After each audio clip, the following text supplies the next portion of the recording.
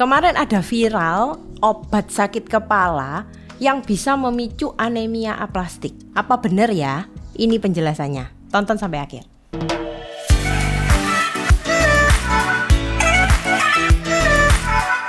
Halo Sobat Sehat, kembali lagi bersama saya Cece Apoteker di Tobat Tanya Obat. Kali ini Cece Apoteker mau bahas soal yang lagi viral sebelumnya. Jadi kemarin sempat viral di berita nih, ada obat merek P yang fungsinya untuk mengobati sakit kepala. Terus tiba-tiba digemparkan bahwa dia memicu anemia aplastik. Nah, anemia aplastik itu seperti apa ya? Nanti kita bahas satu persatu. Dan obatnya ini kandungannya apa sih kok bisa sampai memicu anemia aplastik? Kita bahas dulu. Jadi kandungan obat kemarin yang lagi digemparkan itu adalah obat merek P. Itu kandungannya berisi 4 obat.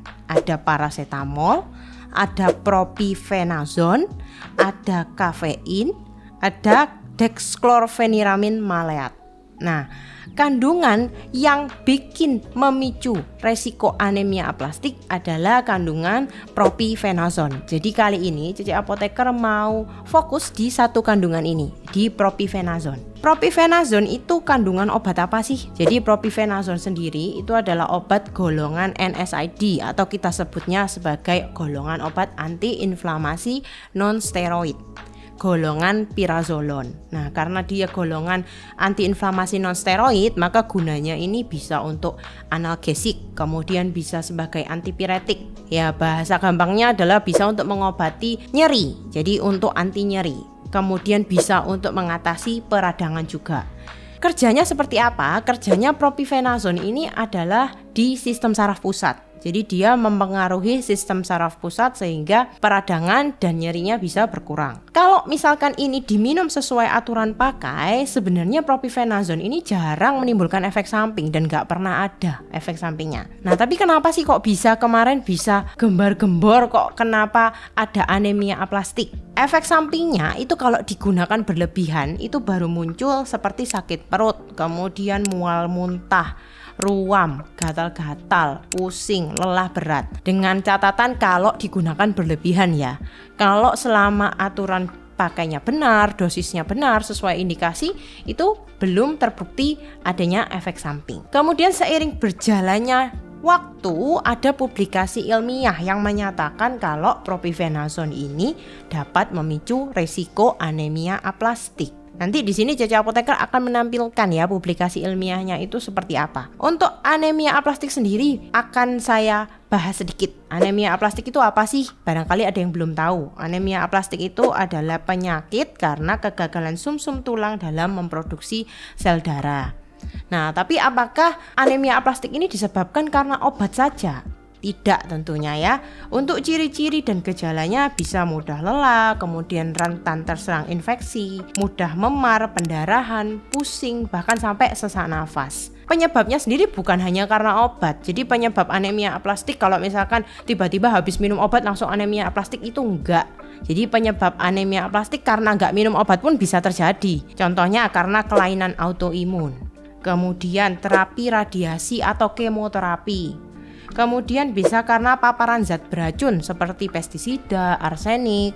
Kemudian bisa karena infeksi virus, barangkali kena hepatitis, HIV, itu juga bisa memicu anemia aplastik loh. Obat-obatan oke, karena obat-obatan ada beberapa obat yang memang efek sampingnya anemia aplastik. Dan yang terakhir bisa karena kehamilan. Jadi jangan sampai semerta-merta dibilang, oh hati-hati jangan minum obat kamu nanti kena anemia aplastik. Bukan seperti itu ya teman-teman. Jadi anemia aplastik penyebabnya sangat banyak sekali. Nah, ini ada penelitian, di sini Cece tampilkan penelitian yang menyatakan bahwa propifenazone ini memberikan efek analgesik antipiretik. Kemudian dia juga akan memberikan efek samping anemia aplastik atau yang disebut dengan agranulositosis. Itu 1 case per million. Jadi artinya terjadinya itu 1 dari 1 juta pengguna. Nah, sampai sekarang itu berdasarkan laporan efek samping obat di Badan POM dan WHO, tidak ada laporan efek samping anemia aplastik untuk obat-obat yang mengandung propifenazone.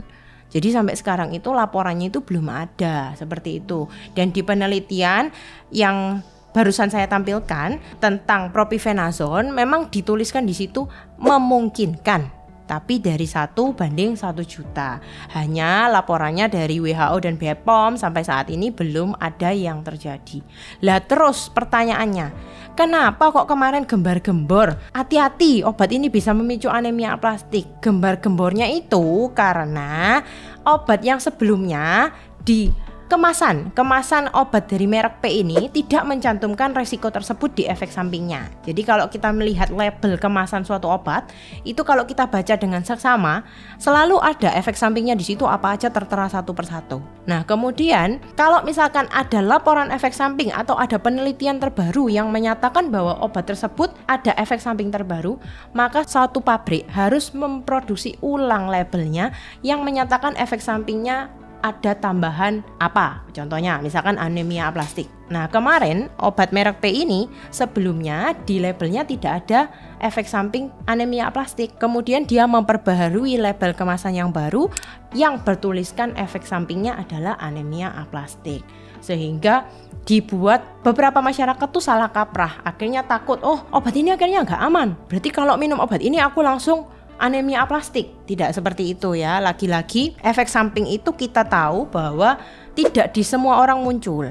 Dan berdasarkan penelitian tadi kita tahu bahwa kalau anemia aplastik tadi munculnya adalah case-nya 1 dari 1 juta. Jadi pertanyaannya, apakah aman?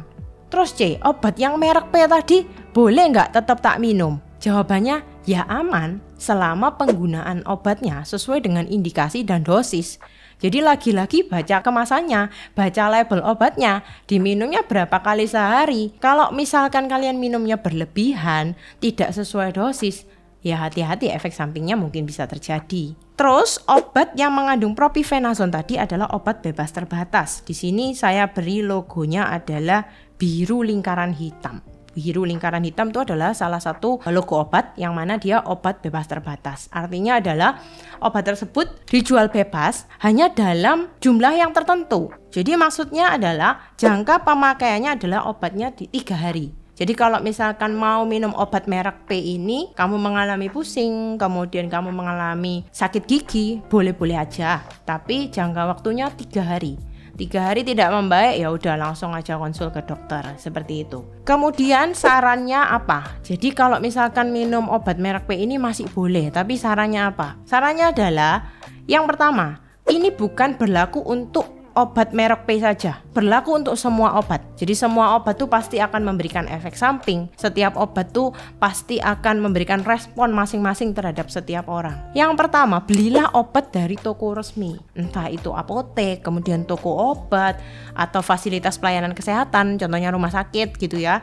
Intinya toko resmi, toko yang memiliki izin. Jadi jangan beli itu di toko-toko kelontong nggak jelas. Ini kok obat untuk nyeri kok, tapi kemasannya nggak ada kemasannya, nggak ada labelnya. Jadi kalian cuma dapat obat bentuk gerenjengan di dalam klip. Nah itu hati-hati. Kemudian baca teliti produk setelah membeli. Baca teliti itu seperti apa? Setiap obat itu selalu memiliki label kemasan obat. Ya, kalau misalkan ada labelnya, tujuan label kemasan obat itu untuk dibaca. Jadi sekali lagi, kalau kalian tidak membaca, kalian malas membaca, ya sudah, berarti salahnya kalian sendiri. Ada di situ tertera aturan pakai, dosis, efek samping. Jadi patuhi sesuai dengan label kemasan. Kemudian yang ketiga, gunakan obat dengan tepat sesuai dengan informasi yang tertera. Kalau minumnya disuruh 3 kali sehari, ya udah 3 kali sehari. Kalau cuma maksimal boleh sekali sehari, ya udah sekali sehari.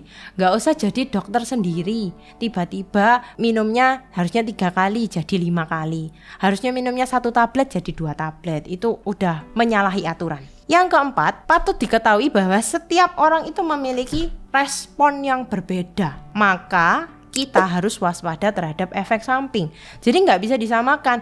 Loh, orang itu minum obat A, efek sampingnya mual muntah. Jangan disamaratakan semua orang efek sampingnya sama dengan orang A. Belum tentu respon di tubuh kita itu sama dengan orang A, karena sensitivitas orang itu berbeda-beda, tergantung dari banyak faktor. Contohnya anak. Kalau pada anak bisa jadi efek sampingnya lain ya, karena anak itu kan juga dosisnya nggak besar tapi kecil. Kemudian lansia itu kan dosis juga disesuaikan, karena jangan sampai lansia itu diberikan dosis yang terlalu besar karena semua sistem di tubuhnya udah mulai mengalami penurunan.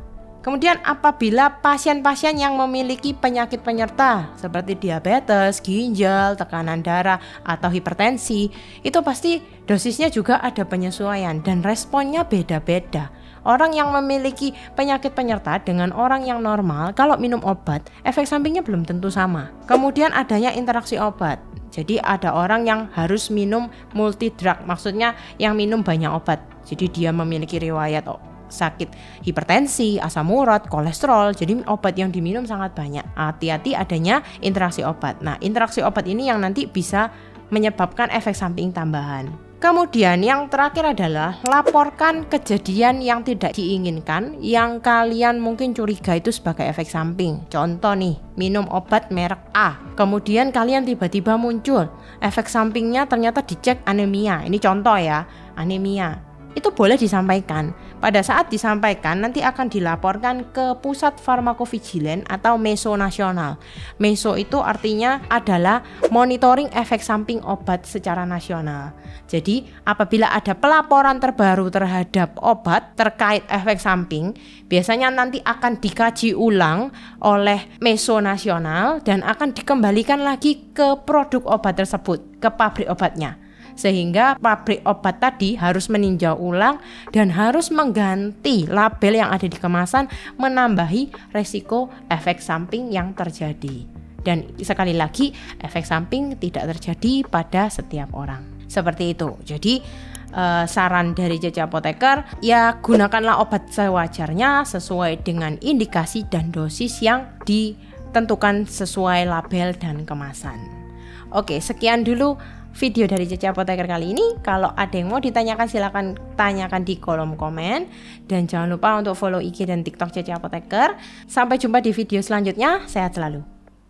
Kemudian sarannya apa? Jadi kalau misalkan minum obat merek P ini masih boleh, tapi sarannya apa? Sarannya adalah yang pertama, belilah obat dari toko resmi. Entah itu apotek, kemudian toko obat, atau fasilitas pelayanan kesehatan, contohnya rumah sakit gitu ya.